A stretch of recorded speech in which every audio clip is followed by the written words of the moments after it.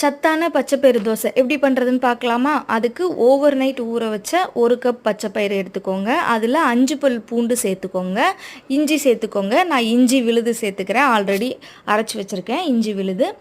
அதுக்கப்புறம் கருவேப்பிலை ஆட் பண்ணிக்கோங்க, கொத்தமல்லி ஆட் பண்ணிக்கோங்க, புதினா ஆட் பண்ணிக்கோங்க, அதில் ஜீரகம் ஆட் பண்ணிக்கோங்க, கூடவே சோம்பு ஆட் பண்ணிக்கோங்க, கொஞ்சோண்டு பெருங்காயத்தூள் ஆட் பண்ணிக்கோங்க. கட்டி பெருங்காயமாக இருந்தால் கூட ஓகே தான். அதுக்கப்புறம் அதை நல்லா ஃபைன் பேஸ்ட்டாக அரைச்சி எடுத்துக்கோங்க. கொஞ்சோண்டு தண்ணி விட்டு எடுத்து அரைச்சி விட்டுக்கோங்க. அதுக்கப்புறம் நீங்கள் அதுலேயே பச்சைப்பயிரோட அரிசி போட்டு அரைச்சி எடுத்தாலும் ஓகே தான். பட் நான் வந்து இன்றைக்கி தோசை மாவு ஆட் பண்ணியிருக்கேன் ஒரு கரண்டி. தேவையான அளவு உப்பு சேர்த்துக்கோங்க. நல்லா மிக்ஸ் பண்ணி விட்டுக்கோங்க. இதை வந்து நார்மலாக நம்ம எப்படி தோசை சுடுவோம் அதே மாதிரி தோசை சுட்டு எடுத்துக்கோங்க. ரொம்ப டேஸ்ட்டாக இருக்கும். நெய் விட்டு சுடுங்க, ரொம்பவே டேஸ்டியாக இருக்கும். ட்ரை பண்ணி பார்த்துட்டு எப்படி இருக்குன்னு சொல்லுங்கள். வீடியோ பிடிச்சா லைக் பண்ணுங்கள், சேனல் சப்ஸ்கிரைப் பண்ணுங்கள். நிறைய பேர் சப்ஸ்கிரைப் பண்ணாமல் பார்த்துட்ருக்கீங்க, சப்ஸ்கிரைப் பண்ணுங்கள். பாய்.